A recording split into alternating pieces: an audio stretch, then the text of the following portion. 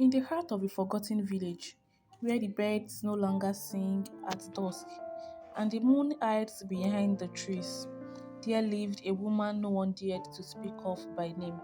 They called her Mama Lere, but no child in the village had ever seen her carry a baby. No man had ever been seen entering her hut, and no one could say exactly where she came from or where. The elder said she was sent by the gods to bring healing. The middle-aged woman said she was cursed, a woman whose womb swallowed her own children. But the younger ones, they believed something worse, that Mama Lere was not entirely human. One dry Thursday, something happened that breathed life into every suspicious mind. A child, little Akin, son of blacksmith, ran after a goat into the bush. He didn't return. His slippers were found on the forest path, just a few feet from Mama Lery's fence boundary. That evening, the blacksmith stormed toward her hut with a cutlass, but he didn't reach the door. She didn't speak, she never did, but the next morning, Akin was found, lying beneath a kola nut tree, alive. But he was no longer able to speak. From that day, even the air around Mama Lery's hut began to taste different. They said she once had a husband, a strong farmer, who died without warning after their third year of marriage. They said he bled from the nose for hours before collapsing, and Mama Lery refused to cry. Buried him quickly, too quickly. But not everyone feared her. Ajoke, daughter of the village midwife, had questions. She believed no one was born evil, and she was determined to know what Mama Lery was hiding. "We can't go there," her mother warned. "Then, who will bring her food?" Ajoke replied. The door creaked open before she even knocked. Inside, she smelled something odd. Not rotten, not sweet, just old, like sorrow mixed with dust. Mallory sat, and for the first time in years, she spoke. "Your eyes are brave," she said. "You look like someone I once knew."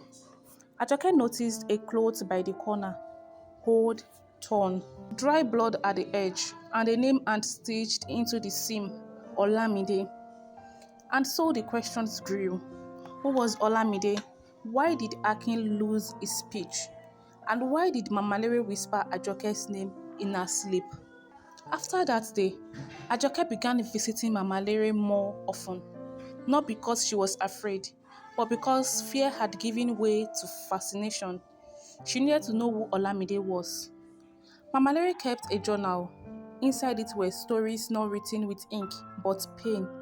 She wrote of a girl named Olamide, who lived in another village, who fell in love with a man who wore lies like perfume, who became pregnant, and who was accused of killing her own child when it was stillbirth.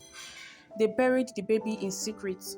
They beat Olamide, they cursed her womb, and one night, she disappeared into the forest. Olamide never returned, but Mama Lery arrived. Mama Lery closed the journal and said, "Killed Olamide when they buried her story. I let her die so I could live." Ajoke wept.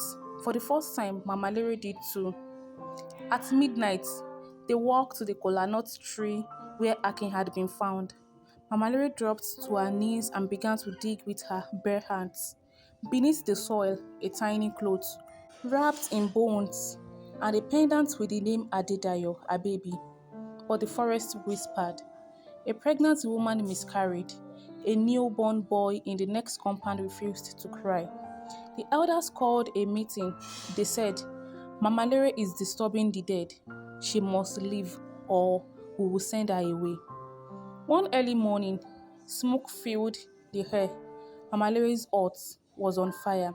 She didn't come out, and just like that, the woman they feared vanished. The village moved on, but they never spoke of her again.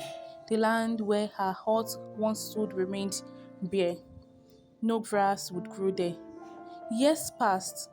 Ajoke became a woman. She married, had a daughter. But every year, on the anniversary of the fire, she went to the part of the land. She sat there, alone, with silence as her companion. One day, her daughter asked her, "Mama, Who was the woman you always dream about?